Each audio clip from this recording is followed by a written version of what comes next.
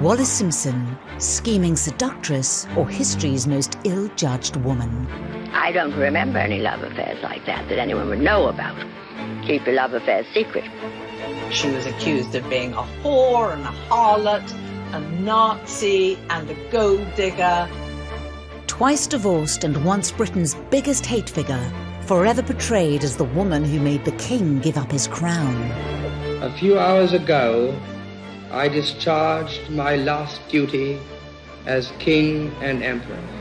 80 years later, she still bears this unfortunate reputation of the woman responsible for the abdication, when the truth is very far from that. Shunned, shamed, and forced to live in exile with her husband. She did her best to perpetuate the myth of the greatest love story of the 20th century. But who was the real Wallis? To understand the woman at the heart of Britain's biggest constitutional crisis, you have to go back to her early life. He wanted to control what she did with her time, who she met, what clothes she wore. And to her 2 failed marriages. Wallis rushed headlong into this relationship and then discovered on her honeymoon that she'd made a terrible mistake. To understand why she even tried to escape the fateful relationship with the man who would be king. Edward responded by saying that if she tried to leave him, he would slit his throat. Through rarely seen photographs and archive footage, this is the story of a woman written off by the world. She is a Chinese whisper campaign that should be looked at again. And shown for the first time on television, a love note from the king's dying days that reveals how their love endured scandal and shame. This letter was written 33 years into their marriage. His love for this woman was unwavering. Buried beneath the rumours is Wallis the most wronged woman of the last century. I'd almost go so far as to say there ought to be a public apology to the Duchess of Windsor. December the 10th, 1936, one of the most momentous days in the history of England. On this day, the decision of King Edward VIII was awaited with anxiety throughout the empire. Just 10 months into his reign, King Edward VIII gave up the throne to be with Wallis Simpson, a divorced American socialite. I have found it impossible to carry the heavy burden of responsibility and to discharge my duties as king as I would wish to do, without the help and support of the woman I love. Obviously, the abdication was a seismic shock, not only to the royal family, but to the entire country. Immediately, the object of Edward's affection became the focal point of hysteria and hatred. She was blamed for the abdication. People believed that it was because of her that we lost this handsome, charming prince. The world mocked their marriage and their love and said, actually, they didn't really love each other. But the truth was different. The pair remained together despite the scandal until Edward's death in 1972. They had both sacrificed so much. She'd sacrificed her entire reputation the world over for this marriage, and he'd given up his kingdom for her. And then it became the two of us against the world. The romance of the two of them, of Wallis and Edward, has been so damaged in a way. This letter, shown for the first time on television, was sent by Edward to Wallis on her 75th birthday, the year before he died. It says, June the 19th, 1971. Happy birthday, my sweetheart. You must rest and get well for your David, who loves you more and more. I think it's incredible that after 33 years of marriage, he writes, who loves you more and more, because I think what this shows is that never for a second did he regret the abdication. He can't imagine a life without her, and it's inconceivable what it would have been like for him had she died before him. Edward, known to those closest to him as David, had a love for Wallis that endured, despite their many challenges. But what do we really know of Wallis beyond rumour and assumption? And how did her early years and her relationships with men define the events to come? Wallis Simpson was born Bessie Wallace Warfield in Pennsylvania on the 19th of June, 1896. She came from a very good family in Baltimore, the Warfields, so she had a very good lineage. But, of course, because of the abdication, you'd have thought she just came from the corner of the road. Wallis faced struggles from an early age. When she was just 5 months old, her father Teakle died of tuberculosis. From the moment that Wallis's mother became a single mother, finance became a very real issue. She lived with her Uncle Sol. At one point she lived with her Aunt Bessie. She lived with her grandmother. Her mother rented somewhere for them. There was never the sense of her having a home. Wallis had a difficult relationship with her wealthy Uncle Sol, utterly reliant on his money and his moods. She was totally dependent on the charity of the Warfields. And this was hit and miss. Sometimes Uncle Sol put enough money into Alice's account. Sometimes there was nothing. Uncle Sol was really her first relationship with a kind of man or father figure, and he was very cold, quite controlling. You get the sense that Wallis was rather afraid of him. By age 16, Wallis had persuaded her Uncle Sol to send her to the prestigious boarding school Oldfields. Wallis was desperate to go to Oldfields because she knew she would mix with the creme de la creme of Maryland society. Wallis didn't have the money of her classmates, but she did have ingenuity. She and her mother Alice became skilled dressmakers. Wallis was always wearing the latest in fashions. Alice was a wonderful seamstress, and she doted on her daughter. She said later in her life that she realised she wasn't the prettiest girl in the room, and that she realised that where she could stand apart was to be impeccable in her clothes. The bright, witty Wallis always aspired to stand out and to better herself. What you see there is somebody who's determined to make an entrance into a room. Wallis graduated in 1914, writing in the Leavers book, "All is love against her name." One of her school friends from Oldfields remarked years later that Wallis, even in school, had her eyes always set on achieving a social standing well beyond her financial means. She became quite ambitious. She felt that she had to get on in life, and first opportunity she fled from Baltimore, created a new life for herself elsewhere. After leaving school, Wallis pursued what she always craved, security and stability. In her mind, that meant she needed a man. For a modern, bright woman like Wallis, it says so much about the time that for her, really, all that mattered was getting married. In those days, the number of careers that were available for women were dramatically smaller than they are now, so she didn't have a lot of options.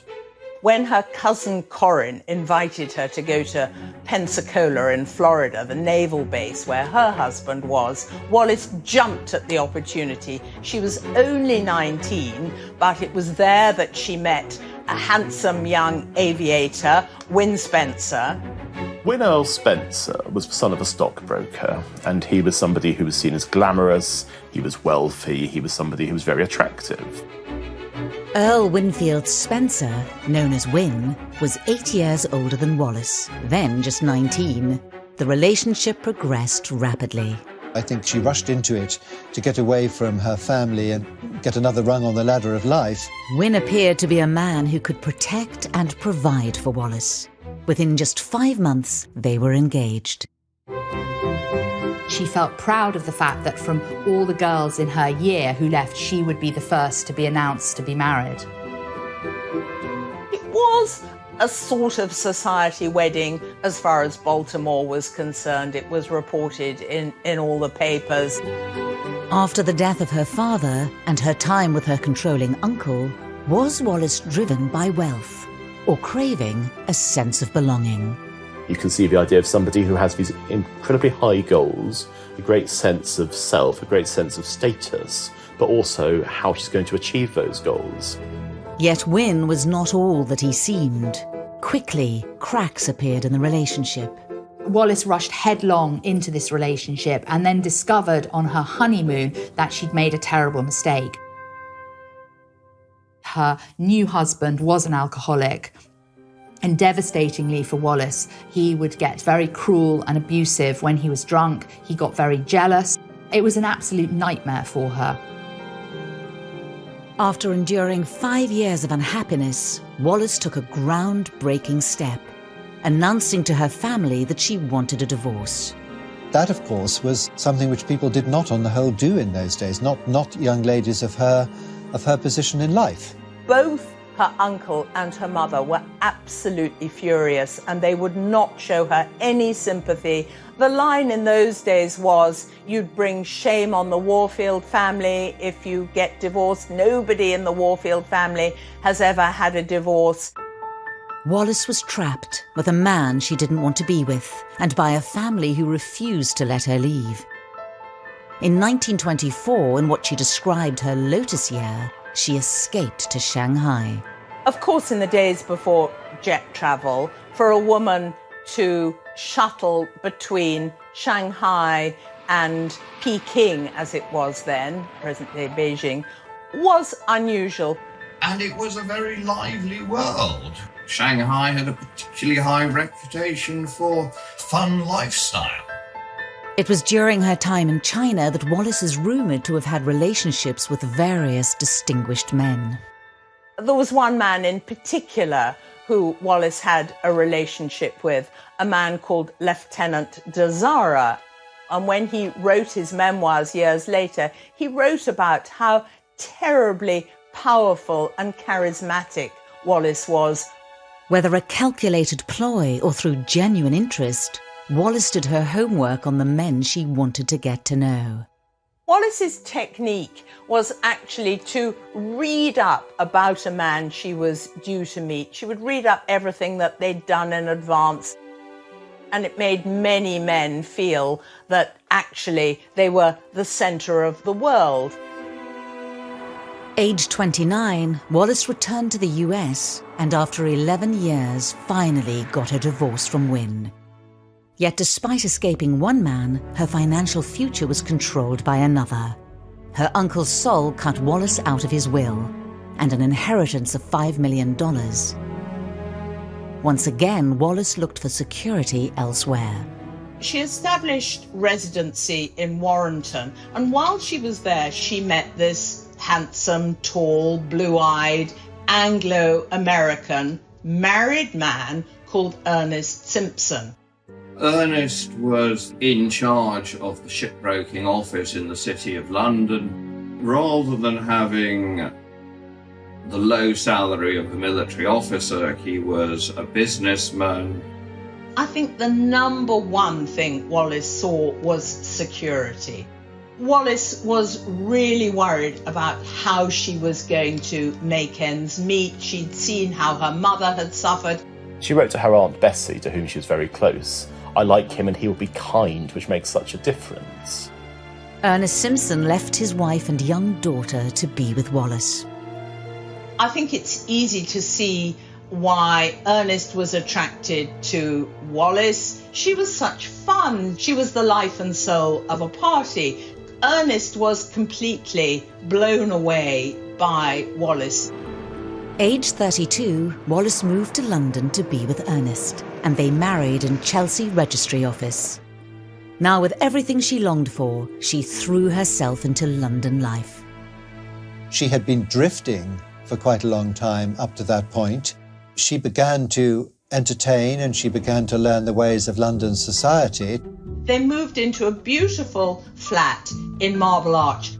Her apartment was decorated beautifully, and she made great play that she was a different sort of hostess. One satisfied guest said Wallis's parties have so much pep, nobody ever wants to leave.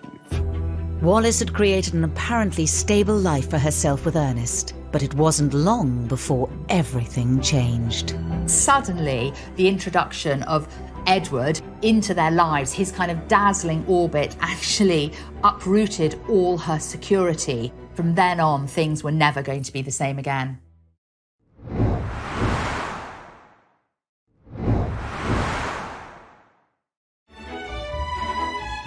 After moving to London with her husband Ernest in 1928, Wallis Simpson had grand ambitions, which involved the heir to the throne. Edward had the reputation of being someone who enjoyed parties and loved the high life. She once wrote to her Aunt Bessie that she really wanted to meet him. Did Wallis set out to seduce the future king, or was she simply determined to improve her social standing? Wallis always hoped that she would bump into Edward. Not necessarily because she wanted to have an affair with him. I think at this point in the late 1920s and early 1930s, Wallis was just trying to move up social ladder. I think everybody wanted to meet the prince, and Wallis was no different. If Diana was the people's princess, then Edward was the people's prince. He was adored the world over. He was good-looking, he was charismatic. Wallis befriended Thelma Furness, Edward's mistress at the time. It led to the moment that changed her life and the future of British history. Wallis and Ernest were invited to Melton Mowbray for a weekend to act as a chaperone. That was very necessary in society, so that, you know, all the right superficial actions were conformed to, and then Edward could actually have his way with Thelma. Wallis later spoke of her initial impression of Edward in a revelatory BBC interview with Kenneth Harris, first shown in 1970. He struck me as being with it at that time. What kinds of things now made you feel that about him? I think he was ahead of his time. I think he had lots of pep, and I think he was very much ahead of his time. During a second meeting, Wallis made a big impression on the young prince, unfazed by his royal status. She'd overheard him say to some of his courtiers, "So really, don't all the women look ghastly in this light?" And then when Wallis was introduced and he said to her, "Oh, madam, may I say how absolutely lovely you look tonight," because they'd already met, Wallis, quick as a flash, snapped back, "Oh, but sir, I thought you said all the women were looking ghastly in this light." He was smitten from that first moment. He liked dominant women and he liked people to stand up to him, and that sort of fired him up. So it wasn't long after that before he was coming round for drinks regularly in their London flat, the Simpsons' London flat, and then dinner parties. His kind of dazzling orbit actually uprooted all her security and sent her life on a very different course.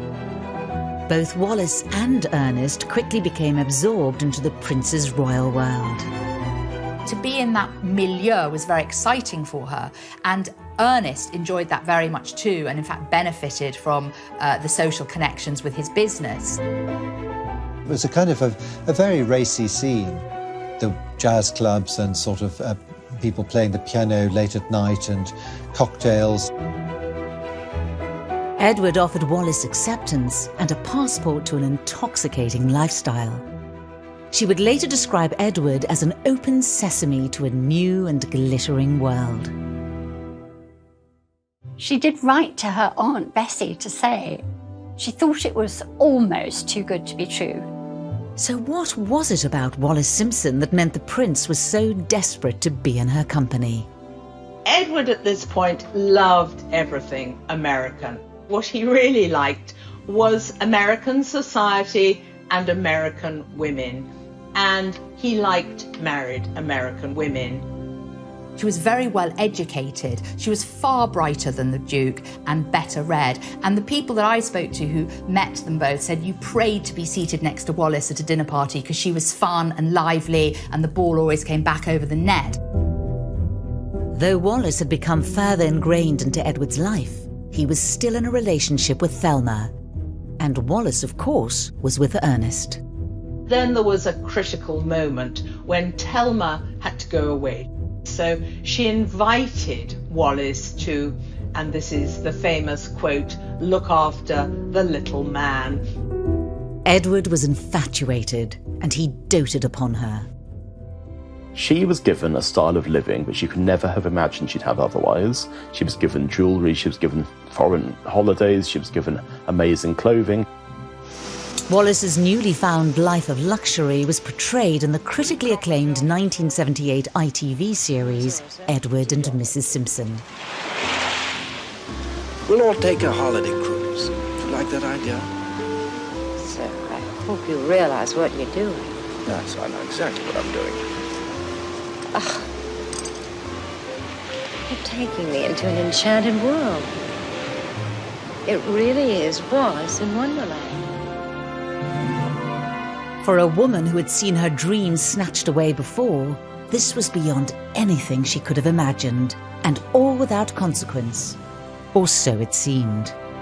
It was rumoured that she'd had jewellery worth about £100,000, which, if you put it in perspective, when the average earning was around £200 a year, it's a completely staggering amount.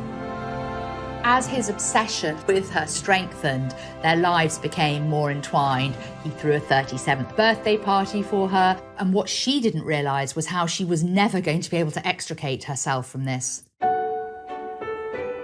According to Wallis herself, friendship turned to romance in the summer of 1934, during a holiday where Ernest was absent. Wallis herself would later write in her memoirs, "We had crossed the indefinable boundary which existed between friendship and love." At the beginning, Ernest was very complicit in her relationship with the Prince of Wales.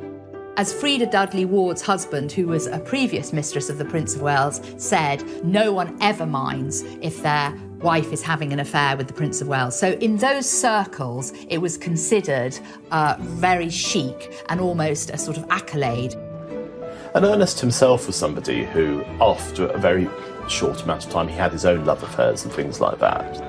In the English upper classes, and especially the royal family, it was completely normal for these affairs to take place. Wallis was simply in too deep, with a man who adored her, and without any thought as to what might happen next. And Mrs. Simpson never really thought that it was going to be a long-term thing. She thought that there would come a point when, because he'd moved on so often, that he would get bored with her and move on to somebody else. She wrote to her Aunt Bessie saying, what a bump I'll get when the prince drops me for some English beauty. Luckily, I'm prepared. Well, the real tragedy for her was she could never have been prepared for what happened to her and the prince's steadfast refusal ever to give her up. After unreliable relationships with some of the men in her earlier life, Edward's devotion may have come as a surprise. Although the relationship was not yet in the public eye, it was already causing consternation within the royal family. They would have seen her as a brash American, with already one divorce behind her and married somebody else. In an Anglican country where divorcees were still banned from Ascot's royal enclosure, Wallis's marital status caused alarm. Edward was questioned by his father, but insisted Wallis was not his mistress.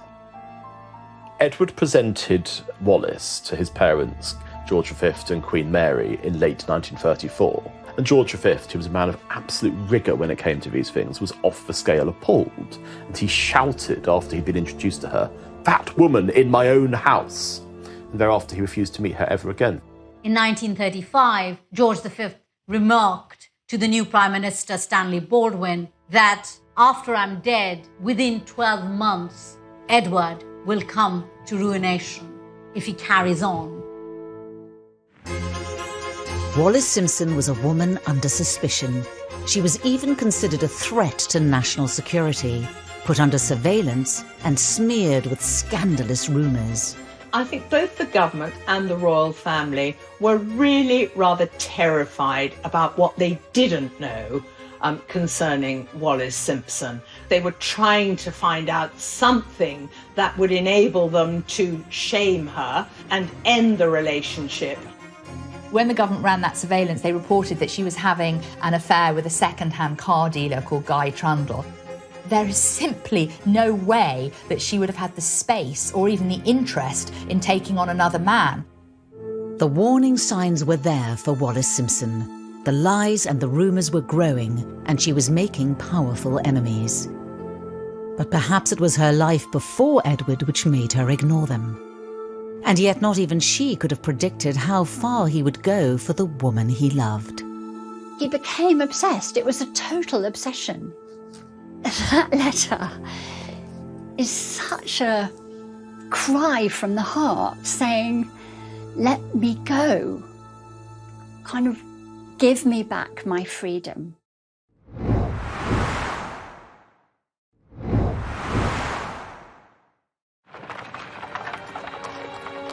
On the 20th of January 1936, King George V died.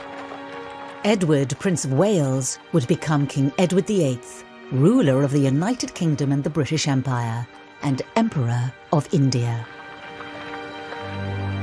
From the moment King George V died and Edward became king, the situation became much more serious. I mean, it simply wasn't an option in 1936 in Britain for the king to have a divorced wife.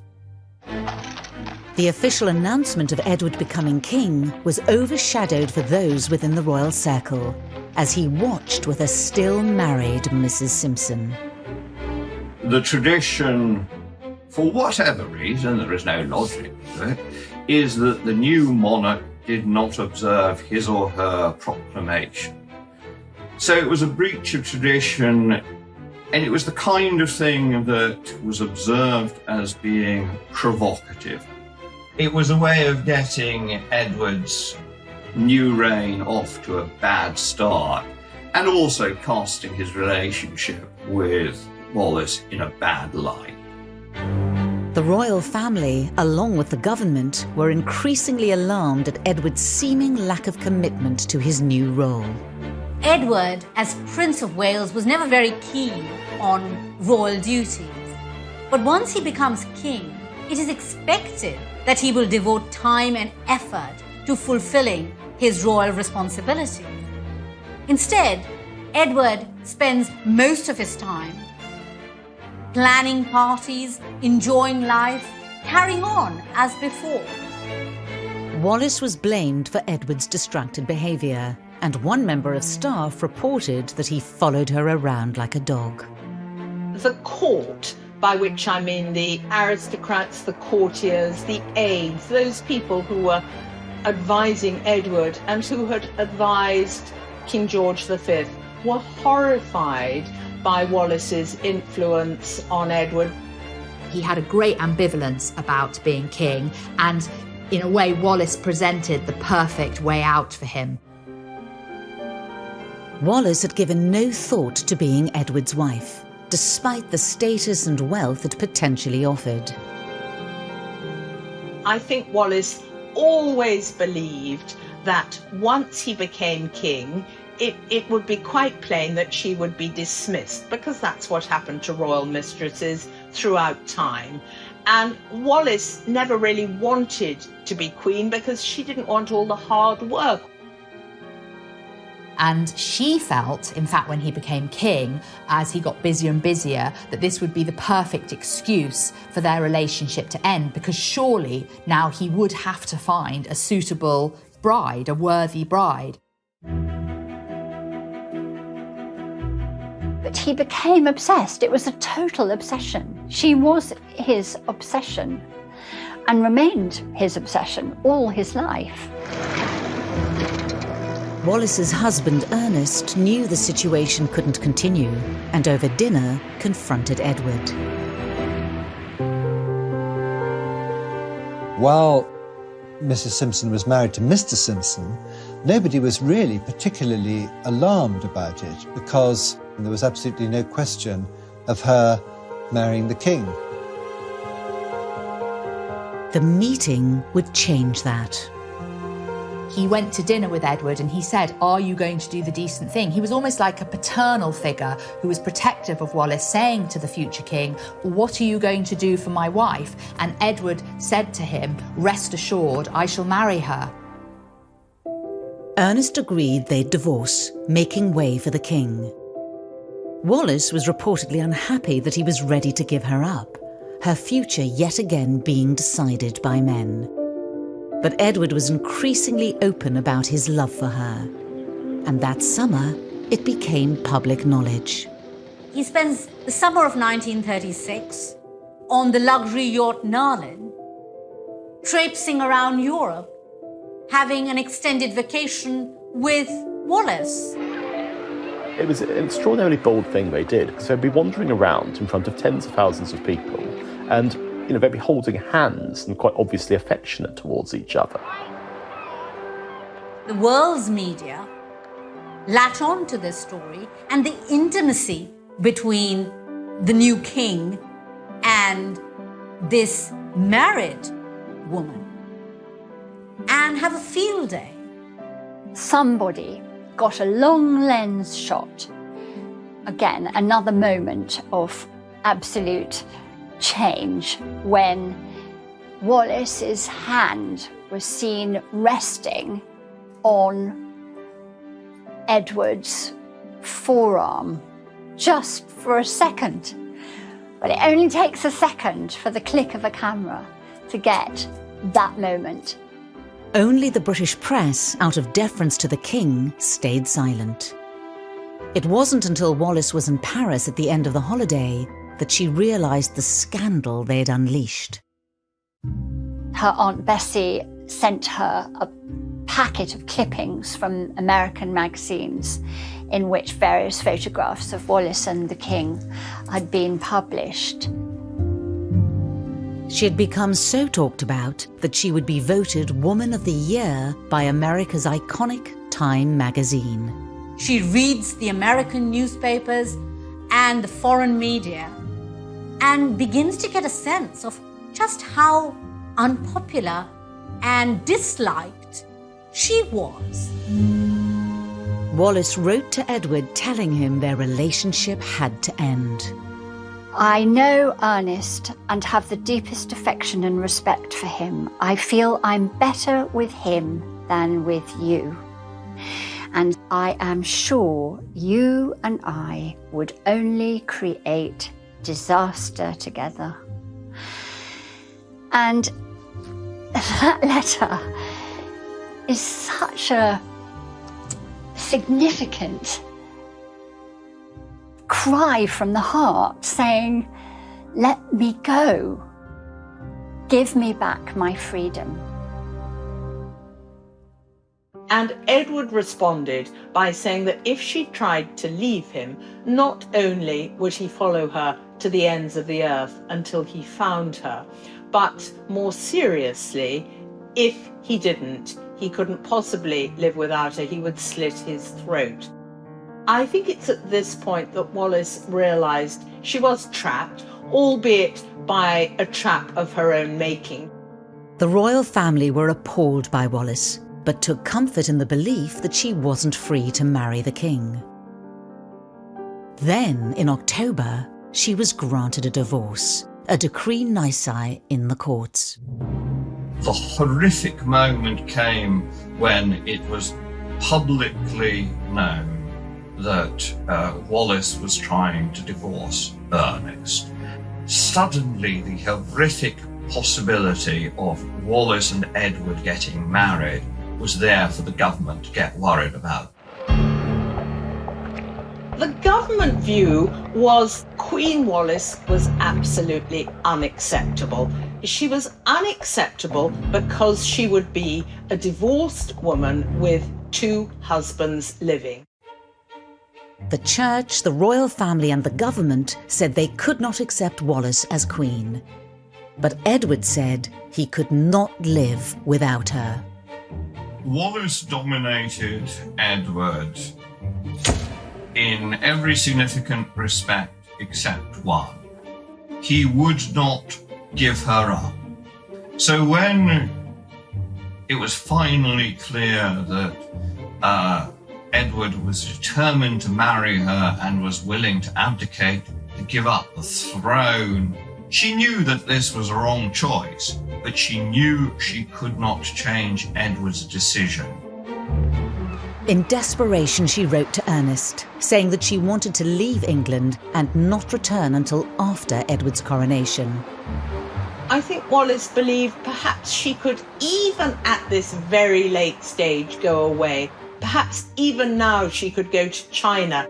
But the situation had got out of control. It simply was no longer possible for her to get away. On December the 3rd, the press blackout ended and the crisis dominated the headlines. When the news finally hit the stands, it was the most seismic shock to the country. I think that the majority of the British public felt betrayed. But it was Wallis who was the target of an angry public. Wallis was accused of everything. She was accused of being a whore and a harlot, a Nazi and a gold digger.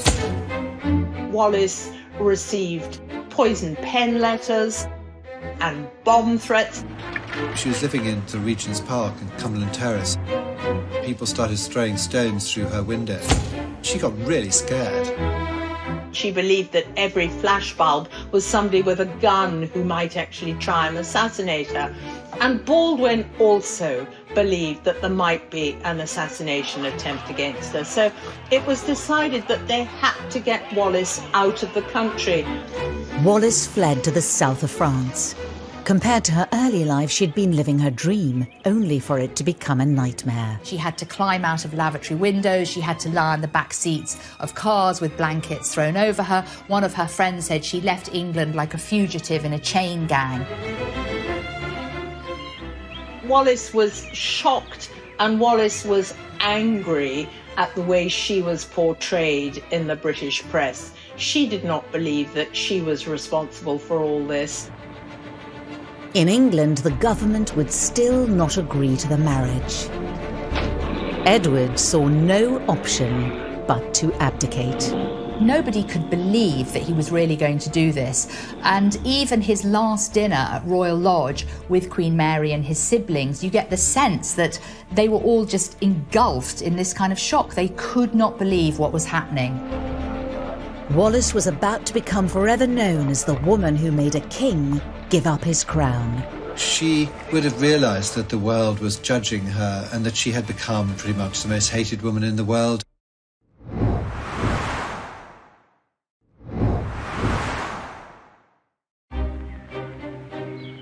In hiding in France, Wallis made one final attempt to dissuade Edward VIII from giving up his throne. Wallis put out this statement saying that she would withdraw from any marriage. And this, for a while, was thought to have actually solved the problem, but it didn't work. On December the 11th at 10 p.m, King Edward VIII broadcast to the nation on the BBC. A few hours ago, I discharged my last duty as King and Emperor. She listened to the abdication speech, which I guess was when it really became obvious that the whole thing was completely final and done and dusted. I have found it impossible to carry the heavy burden of responsibility and to discharge my duties as king as I would wish to do, without the help and support of the woman I love. She was cowering under a rug and crying and saying, this must not be allowed to happen. This should never have happened. She was absolutely horrified. And rather than thinking how romantic, she wrote in her memoirs later that that night I drank the dregs of my defeat. And you can't think that anyone saying that was doing something because they were deeply in love and finally their beloved king has given up the throne to be with them. Wallis had never wanted Edward to give up his crown. But by abdicating, the king had determined her future as well as his. To be condemned and shunned by the society she had tried so hard to belong to. There's no doubt she was trapped. Any implication or suggestion that she wanted to be queen and she wanted to marry Edward is simply factually incorrect. Yet Wallis found herself unable to walk away. Behind this bao nhiêu mong ước xa xưa chỉ còn là kỷ niệm, từng đêm tôi nhớ về cuộc đời đua trên bốn bề giàu lo, nhiều lúc ước mơ rằng được phép nhiệm màu đưa tôi về thuở xa xưa, bay cao cùng cánh diều đùa chơi với đám bạn, hồn nhiên ngày thơ vui đua ngày tháng, để lòng tôi hân hoan dưới trời mây, ngày xưa dấu yêu còn đâu.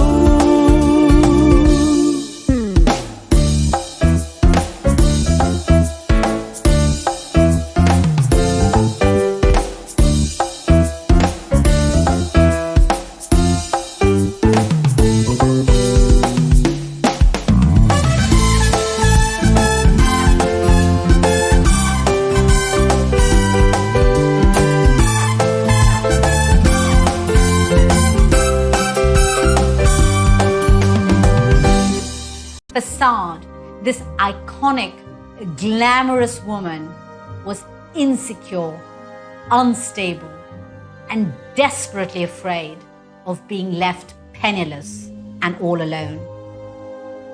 Her only identity was linked to who she married, her status in society. And so she became the woman who stole the king, this evil woman who'd taken their beloved king away. Finally free to marry, Edward, now Duke of Windsor, joined her in France, as the new reluctant king made his disapproval known.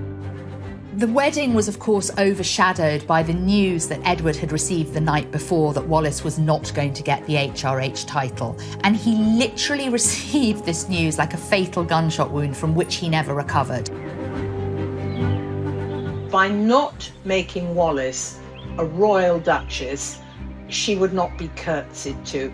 And as far as Edward was concerned, this was such a deep humiliation, such an unnecessary insult, that he was not going to bring his wife back to England only to see her insulted.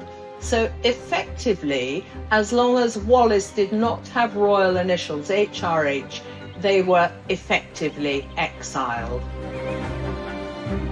Not a single member of the royal family attended the wedding. And so it was a terrible moment for the Duke of Windsor when he realised that none of his family, not one of them, were going to come out and be present at the wedding. So it became a very kind of low-key affair. It was incredibly difficult for Wallis because she became this man's whole existence. And she said on her honeymoon, on the first morning when she woke up, that he was standing by her bed looking over her as if to say, and what do we do now? And here's a man who'd been used to his red boxes, a schedule, an itinerary. He was one of the most powerful men in the world, and suddenly it was the two of us.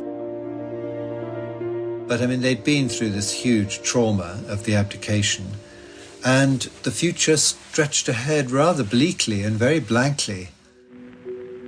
The abdication left Wallis and Edward cut off from their social circles and his political advisors. Edward had retained ties with Germany, and in 1937 he accepted an invitation to meet with Hitler. There's a big crowd at the station to catch a glimpse of His Royal Highness and the Duchess on their arrival from Paris.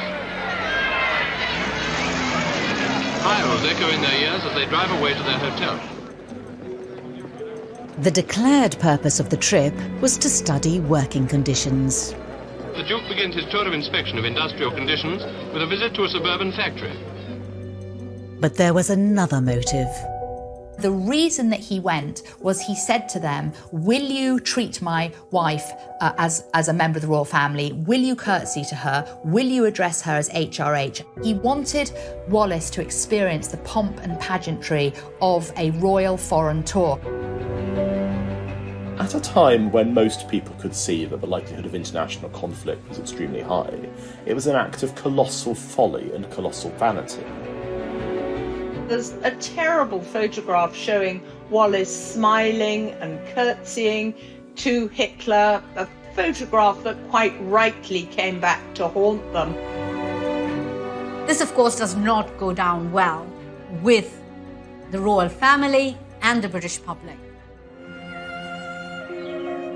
Viewed as Nazi sympathisers, the British government wanted them banished. So Edward was made British governor of the Bahamas. Edward was absolutely appalled at a reception when they arrived in the Bahamas because the host got up and made a speech and said how wonderful it was to welcome the Duke of Windsor. And in his opening speech, he did not make reference to the Duchess. And Edward was furious and made this incredibly plain. And it was excruciating for all the guests present. The Bahamas held few attractions for Wallis, but just as she had done in her life before Edward, she tried to make the best of it. She was a very good governor's wife, and she got involved with the local Red Cross, and she was very effective. And on the one hand, it was a wonderful setting because it was hot and it was relatively near America, which gave her the opportunity to go over to cocktail parties and to go shopping. But on the other hand, they absolutely hated their lives there. The Windsors remained in the Bahamas until the end of the war. But there were to be no more official roles. This rare interview, shown on the BBC in 1970, revealed how the couple felt about Edward's status. Would you like the Duke to have had a job? Oh, yes, very much, very much. In those days, that's 25 years ago. I think he could have done something. On a rare trip to England after the war, Edward implored his family to meet Wallis. But it didn't happen. And nor did it after the death of King George VI in 1952. The Queen Mother, it was well known, always blamed Wallis for imposing the burdens of kingship on her husband, and by implication, perhaps hastening his death because of the sheer burden of ruling the country through the Second World War.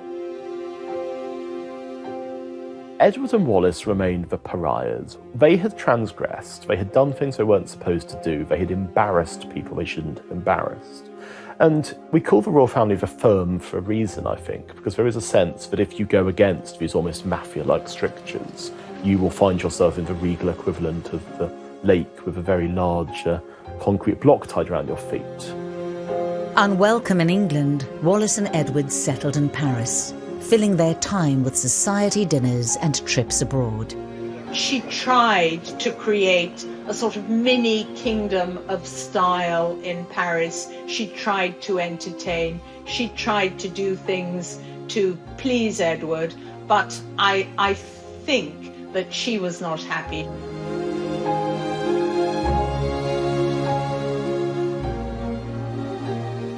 She would have realised that the world was judging her and that she had become pretty much the most hated woman in the world, and the only way to redeem that, really, was to try to make the Duke of Windsor happy.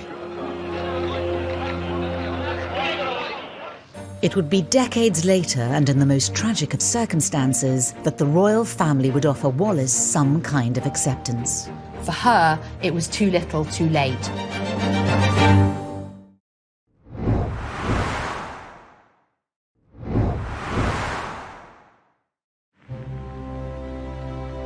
20 years after the abdication, Wallis and Edward invited the American broadcaster Ed Murrow into their home for an illuminating live interview to publicise Wallis's autobiography. Do you two ever have occasion to discuss what might have been? I think you must be referring to the events of 1900, the crucial events in my life, in our lives, of 1936, and are wondering whether they have ever preoccupied our minds since that time. Well, now the answer is most emphatically no. But David, don't you remember we always said we would never talk about what might have been? In fact, I think we arranged that pact on our honeymoon. Yes, we did, and it's a pact and a vow that we've never broken. The couple presented this united front to the world for the rest of their married lives. And Edward remained devoted to Wallis, as his love letters so clearly showed. His love for this woman was unwavering. She was his life, she was his oxygen, she was everything to him. And for him, the abdication was truly worthwhile for the life he and Wallis shared together.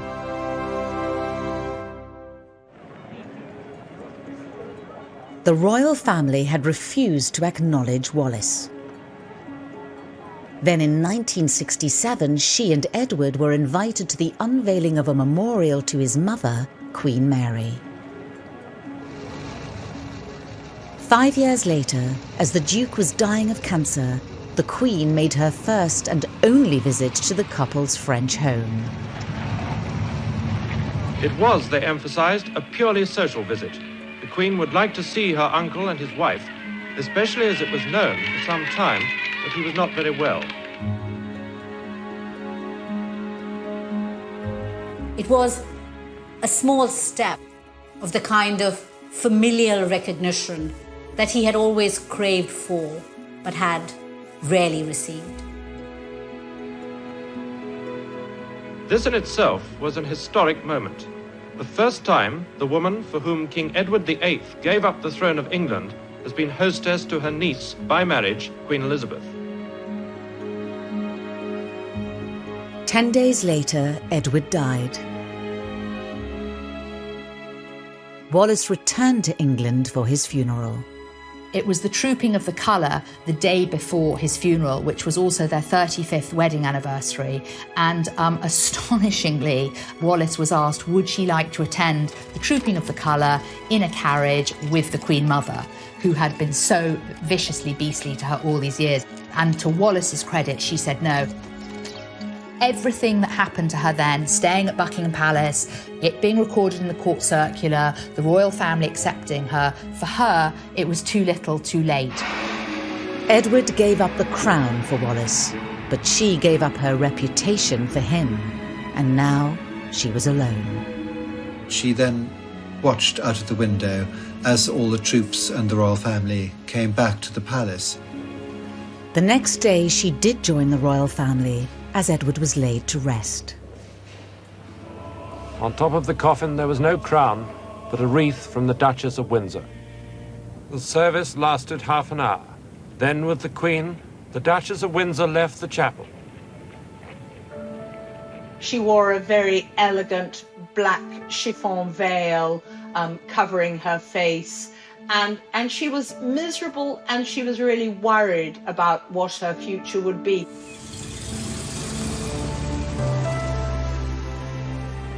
And after that service, the Duchess left immediately for her home in Paris. The grief that she experienced post his death was quadrupled by the fact that she had no relations, nobody in the royal family liked her or was going to be kind to her. She was utterly bereft. Up until that point, she was doing everything possible to keep the show on the road for him, and after that, she didn't have to do that anymore, and she wasn't really well enough to do it anymore, so she kind of gave up. Wallis survived Edward by 14 years, but they were long, lonely years, and her health had deteriorated. And she eventually ended up on a life support machine and basically lay for 10 years on a bed while things disappeared from the house, and the whole situation was absolutely terrible. She became a prisoner in her own home. Nobody was allowed in. It was the most terrible, devastating act. And she died alone, emaciated, a prisoner in her own home. After her death in 1986, her funeral was held at St. George's Chapel, Windsor, attended by the royal family. I remember one of her friends who was there in the chapel, as I was too, actually. This friend of hers said, what was done for the Duchess of Windsor that day was everything the Duke could have possibly wanted. The coffin in the middle of the choir of St. George's Chapel, the beautiful singing, the candlelight, all the royal family around. If he did look down on it, he would have been very impressed by the scene. She was buried next to the Duke of Windsor in the grounds of Frogmore House.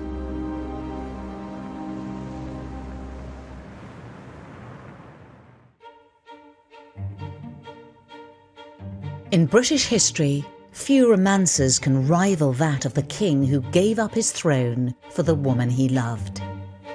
But for Wallis, there was no fairy tale ending, as she revealed in this rare interview for the BBC in 1970. Do you have any regrets when you look back on your life? Oh, about certain things, yes. I wish it could have been different. But I mean, I'm extremely happy, and naturally we've had some hard times, but who hasn't? So you just have to learn to live with that.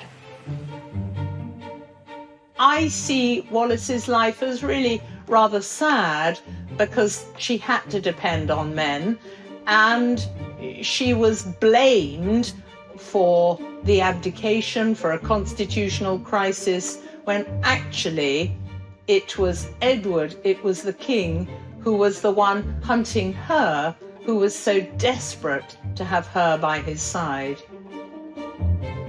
There's no question she did not want to marry him. She did not want to force him from the throne, and she very much wanted him to remain as King of England. In Edward, Wallis had found a man who loved her completely, but she paid a high price, becoming one of history's most vilified women. I think she did her best in a very, very difficult situation. And I think that she, of all people, really, for her, there should be a public apology. I hope that we'll revisit history and we'll look at Wallis as a woman wronged, a woman written off by a powerful male establishment who we didn't get to know, who we didn't understand, and who was misread, when actually she was a woman who had many positive qualities that should have been celebrated.